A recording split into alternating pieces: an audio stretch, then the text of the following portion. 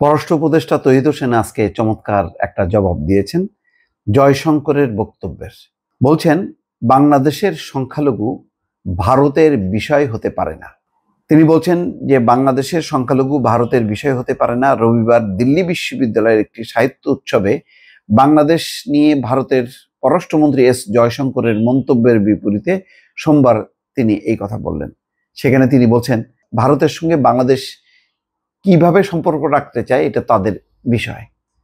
মানে মনে হচ্ছে যেন তাদের কোনো দায়িত্ব নেই, এটা বাংলাদেশের বিষয়। তো তারই একটি জবাব তিনি দিচ্ছেন। বলছেন যে সংখ্যালঘু সম্পর্কে তিনি আবারও বলেছেন জয়শঙ্কর। তবে সংখ্যালঘু বিষয়টি হচ্ছে যে এই অভিযোগগুলো প্রধানত ভারতীয় মিডিয়া থেকে বিকৃত তথ্য প্রবাহ সৃষ্টি করেছে।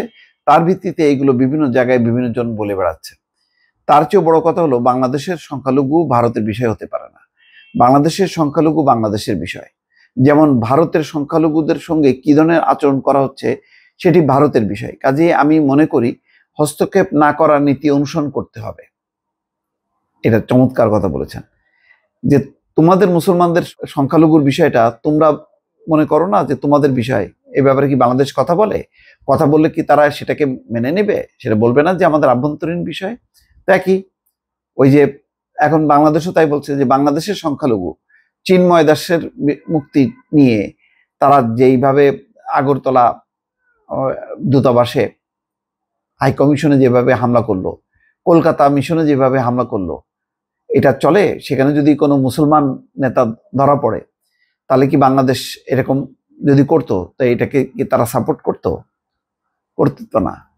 তাহলে তাহলে বাংলাদেশের সংখ্যালঘুদের ব্যাপারটা তারা মনে করে কেন যে এটা তাদের অংশ? এই কারণে বলছে সংখ্যালঘুদের বিষয়টি আমরা দেখছি, তারা বাংলাদেশের নাগরিক। আমরা যতটুকু অধিকার আছে তাদের প্রত্যেকের ততটুকু অধিকার আছে। সরকার সেটি বাস্তবায়ন করার চেষ্টা করবে। ভারতের সঙ্গে কি ধরনের সম্পর্ক হবে সেটি বাংলাদেশকেই ঠিক করতে হবে, এই কথা বলেছেন। যে ভারতের সঙ্গে সম্পর্ক কিভাবে হবে বা কি সম্পর্ক রাখতে চাই এটা বাংলাদেশকেই ঠিক করতে হবে। তো ঠিকই তো, ঠিক করছে তো, যে আসেন ভালো সম্পর্ক আমরা করি। কিন্তু তুমি যদি বাংলাদেশের আভ্যন্তরীণ বিষয় সামনে আনো, বাংলাদেশের সংখ্যালঘু পরিস্থিতি তাহলে ওই উল্টা তোমাদের বেলায়ও বাংলাদেশ বলবে। জয়শঙ্করের এমন মন্তব্যের বিষয়ে জানতে চাইলে পররাষ্ট্র উপদেষ্টা বলেন অবশ্যই বাংলাদেশ সিদ্ধান্ত নেবে ভারতের সঙ্গে কি ধরনের সম্পর্ক চায়। একইভাবে ভারতকে সিদ্ধান্ত নিতে হবে তারা বাংলাদেশের সঙ্গে কেমন সম্পর্ক চায়। এটি দুই পক্ষের বিষয়, এটা বলাতে দোষের কিছু নেই। আমার মনে হয় এই বিষয়ে আমাদের স্পষ্ট সিদ্ধান্ত আছে। আমরা ভারতের সঙ্গে ভালো কার্যকর সম্পর্ক, গুড ওয়ার্কিং রিলেশন চাই। সেটির ভিত্তি হবে পারস্পরিক শ্রদ্ধা এবং স্বার্থ। এই বিষয়ে আমাদের কোনো অস্পষ্টতা নেই।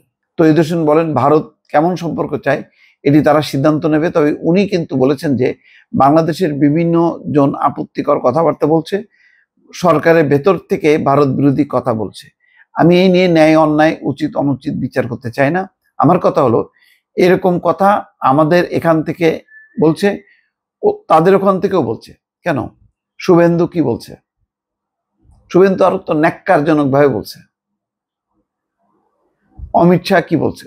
ওদের নির্বাচন শুরু হলেই তো বাংলাদেশ বিরোধী কথাবার্তা শুরু হয়, যে বাংলাদেশ থেকে সব দলে দলে অনুপ্রবেশ ঘটানো হচ্ছে, জঘন্য রকম সব মিথ্যা অপবাদ দিচ্ছে। তো তখন আমার কথা হলো এরকম কথা আমাদের এখান থেকে বলছে, ওদের ওখান থেকেও বলছে।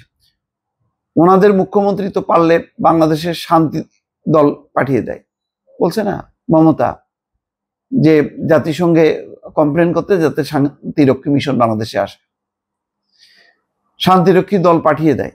তাদের একজন কেন্দ্রীয় মন্ত্রী অহরহ বাংলাদেশ বিরোধী বক্তব্য দিয়ে যাচ্ছেন। ঠিক আছে, এগুলো চলতে থাকবে, ধরে নিয়েই সম্পর্ক ভালো করা যায় কিনা সেই চেষ্টা করছি। কাজে আমাদের অবস্থান হচ্ছে এটাই যে আশপাশ থেকে দু চারজন কি বললো না বললো সেটিতে মনোযোগ না দিয়ে বরং আমাদের সম্পর্ক ভালো করার চেষ্টা করতে হবে।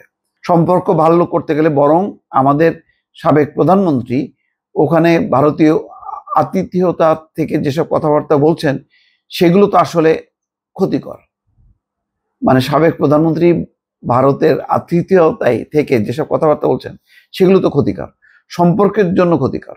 ঠিক আছে, আমাদের অস্থিতিশীলতা বা এই ধরনের কিছু আমাদেরকে সামাল দিতে হবে, কিন্তু তার বক্তব্য যে আগুনে ঘি ঢেলে দিচ্ছে সেটা তো স্বীকৃত বিষয়, সবাই এটা জানেন। একইভাবে ভিসার বিষয়, ভিসা সম্পূর্ণভাবে তাদের নিজস্ব বিষয়, তারা কাউকে না দিলে আমাদের কিছু করার নেই। কিন্তু যখন ভিসা দেওয়া হচ্ছে না বা কমিয়ে দেওয়া হচ্ছে সাংঘাতিকভাবে, আমরা তো বিকল্প খুঁজে নেবই।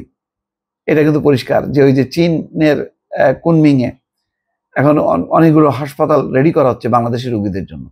তো বাংলাদেশের যারা অসুস্থ তারা উন্নত চিকিৎসার জন্য আগে ভারতে যেত, এখন ভারতের বদলে চীনে যাবে। তো এই জায়গাটা ব্লক করলো কে? ব্লক করছে তো ভারত। তো দায় যদি সব বাংলাদেশের উপর চাপায় যে বাংলাদেশকেই ঠিক করতে হবে, তো বাংলাদেশ যা যা বলবে সেটা করেন, শেখ হাসিনাকে ফিরাই দেন, ভিসার নিষেধাজ্ঞা তুলে নেন, করবে তারা? দর্শক ভালো থাকবেন, আল্লাহ হাফেজ।